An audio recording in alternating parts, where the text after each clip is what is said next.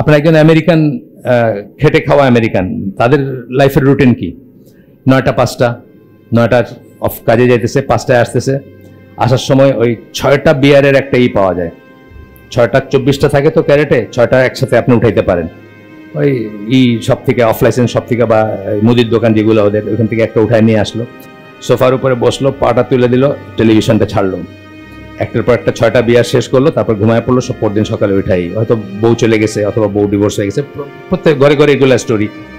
এই লাইফস্টাইলের ভিতরে চিন্তার কোনো অবকাশ থাকে না। মানুষ গবাদি পশুতে পরিণত হয়, এবং যারা নিয়ন্ত্রণ করে তারাও এটাই চায়, বেশি চিন্তার দরকার নেই, কাজ করো, খাও, ঘুমাও, এত চিন্তার কি আছে? ইসলামে কিছু জিনিস কমন আছে এটার সাথে, যেমন ইসলাম ধরেন আউট অফ দ্য ওয়ে গিয়ে ফিলোসফি বা অহেতুক যে জিনিসগুলা, নিরর্থক জিনিসগুলা, যে জিনিসগুলো আপনাকে আপনার জীবনটা ওয়েস্ট করে দেয়, সেই সব জিনিসে গবেষণা করার ইসলাম চায় না।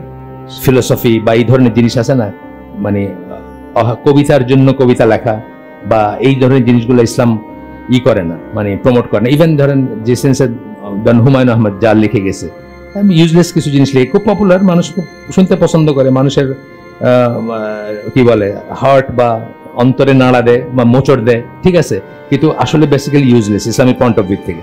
এই জিনিসগুলো ইসলাম করে না। কিন্তু যে কোনো জিনিস নিয়ে গবেষণা করা, যেটা মানুষের জনকল্যাণে আসবে, ইসলামের কল্যাণে আসবে, মানুষের কল্যাণে আসবে, সেটা নিয়ে চিন্তা করা, সেটা নিয়ে গবেষণা করা, এগুলো কখনো করে না, বরং অ্যাপ্রিসিয়েট করে।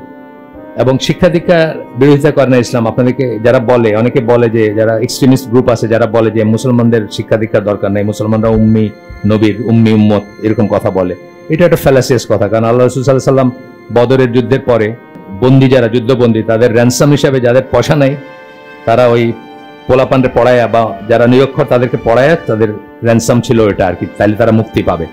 এখান থেকে বোঝা যায় যে আল্লাহ রাসূল সাল্লাল্লাহু আলাইহি ওয়াসাল্লাম নিজে উম্মি হইল, লেখাপড়া বা এইকে অ্যাপ্রিসিয়েট করে গেছেন অলওয়েজ। কিন্তু আজকাল তারা কি চায়?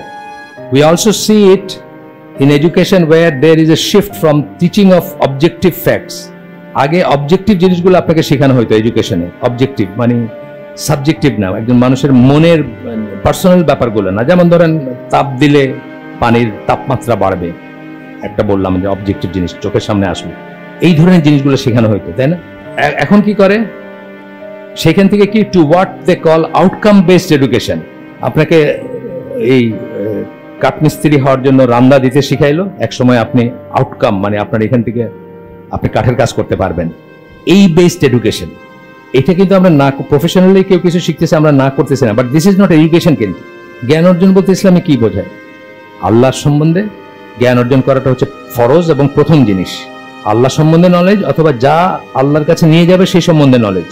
এই কাঠমিস্ত্রি হওয়াটাকে ইসলামে এডুকেশন বলবে না।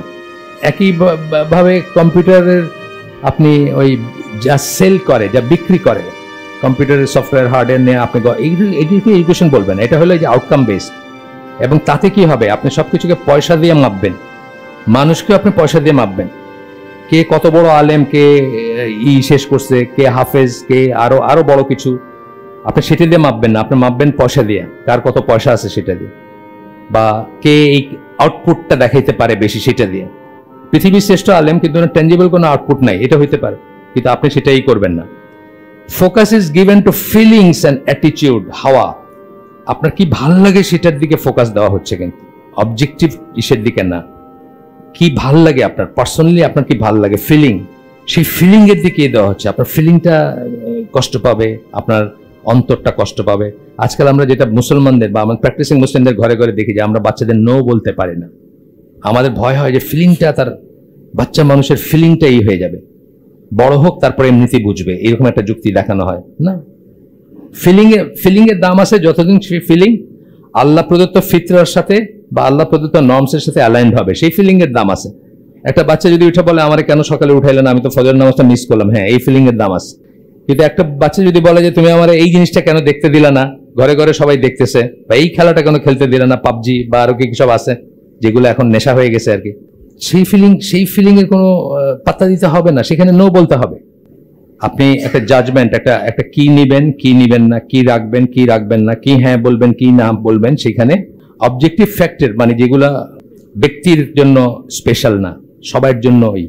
যেমন ধরেন চুরি করবেন না, সবার জন্য প্রযোজ্য। মিথ্যা কথা বলবেন না, সবার জন্য প্রযোজ্য। কোনো ব্যক্তির চয়েসের ব্যাপার নেই। সেই সমস্ত অবজেক্টিভ জিনিসগুলো দিয়ে যে জাজমেন্ট আপনার একটা দেওয়ারই ছিল, এটা এখন আর নাই। এটা তারা অ্যাবলিশ করে দিতে চাইতেছে। ফিলিং দিয়ে এখন জাজমেন্ট হবে। সুতরাং আমি ফিল করি যে আমি ছেলে না মেয়ে বুঝি না, এইটাই মেন কথা। যদিও আমার 100% ছেলে আমি, ব্যাপারটা এরকম হচ্ছে না যে আমাদের কেমন কনফিউশন লাগে, আমাদের কেমন মনে হয় এরকম। এইটাই মেন কথা আর কি, অবজেক্টিভ কোনো ইডিয়া না।